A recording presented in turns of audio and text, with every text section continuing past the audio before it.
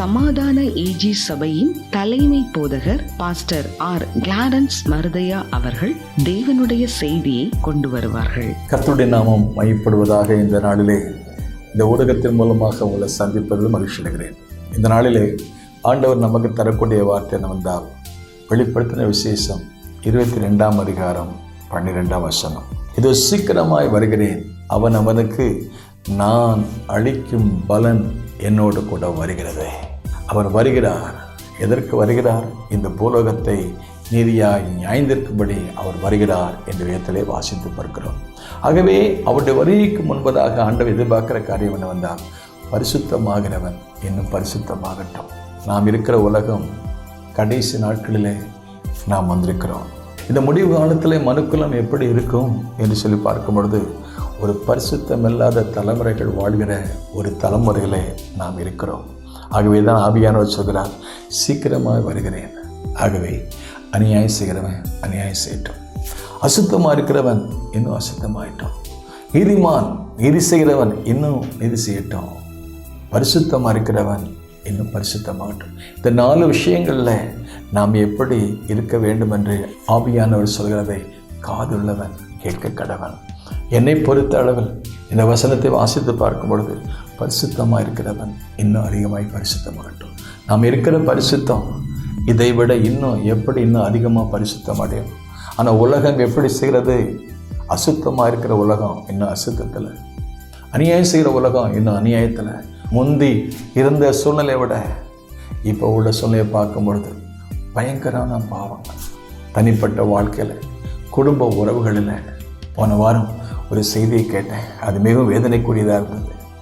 எப்படி முந்தி திருமண உறவு, ஒரே மனைவி ஒரே புருஷன், ஆனால் இன்றைக்கி எப்படியும் வாழலாம் என்கிறதான ஒரு உறவு நிலைமைக்குள்ளே இன்றைக்கு பல இடங்களில் போய்கொண்டு பார்க்குறோம். திருமண உறவுக்கு முன்பதாக எவ்வளோ பரிசுத்தமாக இருக்க வேண்டும் என்று வேதம் நமக்கு சொல்கிறது. முந்தைய காலங்களில் எப்படி திருமணத்துக்கு முன்பதாக உறவுகளிலே தனிப்பட்ட வாழ்க்கையில் பரிசுத்தத்தை பாதுகாத்து கொண்டார்கள். வேதாகமத்தில் வாசித்து பார்க்கும் பொழுது கற்புள்ள வாழ்க்கை வாழ்ந்த காலம் போய் இன்றைக்கு வித்தியாசமான வாழ்க்கை வாழ்கிற ஒரு காலத்தில் வாழ்கிறோம். மனித வாழ்க்கையிலே ஆனாலும் சரி, சமுதாயத்திலே ஆனாலும் சரி. ஆகவே இப்படிப்பட்ட கடைசி நாட்களில் அப்போஸ்தலனாகிய பவுல் சொல்கிறார், கடைசி நாட்களில் கொடிய காலங்கள் வரும் என்று அறிவாயாக. மனுஷர்கள் தற்பிரியராகவும் பணப்பிரியராகவும் பெற்றோருக்கு கீழ்ப்படியாத பிள்ளைகளாகவும் துணிகரமுள்ளவர்களாக இருப்பார்கள் என்று சொல்லி அநேக காரியங்களிலே கடைசி காலத்தை குறித்த வார்த்தைகளை அப்போஸ்தலனாகிய பவுல் சொல்கிறார். ஆகவே இப்படிப்பட்ட இந்த கடைசி காலத்தில் நாம் எப்படி நம்முடைய பரிசுத்தத்தை பாதுகாத்துக் கொள்வது? வேதம் சொல்கிறபடி நாம் வாசித்து பார்க்கும் பொழுது, பரிசுத்தமாகிறவன் இன்னும் பரிசுத்தமாகட்டும். அநேசம் நம்ம கேள்வி கேட்போம், இந்த இப்படிப்பட்ட பொல்லாத உலகத்தில் எப்படி பரிசுத்தமாக வாழ முடியும் நம்ம நினைக்கிறோம்.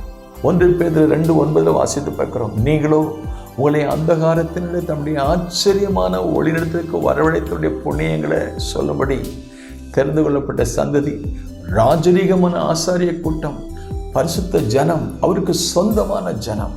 இந்த உலகத்தில் எப்படி பரிசுத்தமாக வாழ முடியும் என்ற கேள்வி நமக்கு எழும்பலாம்.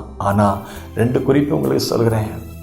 பழைய ஏற்பாடு நாட்களில் யோசேப்பு அவன் பார்வோனுடைய அரண்மனையில் இருந்தான், போத்திபார் வீட்டில் இருந்தான், பாவம் செய்யக்கூடிய சூழ்நிலை இருந்தது. ஆனால் கர்த்தருக்கு விரோதமாய் பாவம் செய்வது எப்படி என்று ஓடினானே. பண ஆசை எல்லா தீமைக்கு வேறாக இருக்கிறது. ஓடு மகனே என்று சொல்கிறாரு. பொல்லாத உறவுகளுக்கு விட்டு ஓடுவோம். பழைய ஏற்பாடு நாட்கள் யோசேப்பு போத்திபார் வீட்டில் ஓடி போனானே, பாவம் செய்யக்கூடிய சூழ்நிலை வந்தது. ஆனால் கர்த்தவனை பாதுகாத்தார். தானியேல் பாவம் செய்யக்கூடிய சூழ்நிலைமை நேபுகாத் நேச்சாருடைய காலத்தில் வந்தது. ஆனால் அவர்கள் சொன்னதான காரியம் என்னவென்றால், நாங்கள் ராஜாவுடைய போஜனத்தால் நாங்கள் எங்களை தீட்டுப்படுத்த மாட்டோம் என்று சொல்லி நல்ல தீர்மானம் பண்ணினார்கள். இந்த நிகழ்ச்சியை கவனிக்கிறார் மேலே தேவனுடைய பிள்ளைகளை. அவர் வரும்பொழுது பாவத்தை குறித்து, நீதி குறித்து, நியாயத்தை குறித்து கண்டித்து உணர்த்துவார் என்ற அவருடைய உணர்வுக்கு, அவருடைய சத்தத்துக்கு நாம் செவி கொடுப்போம். அவருடைய சத்தத்தை கேட்போம், அவருடைய சித்தத்தை செய்வோம். அதற்குரிய நல்ல பலனை பெறுவோம். May God bless you.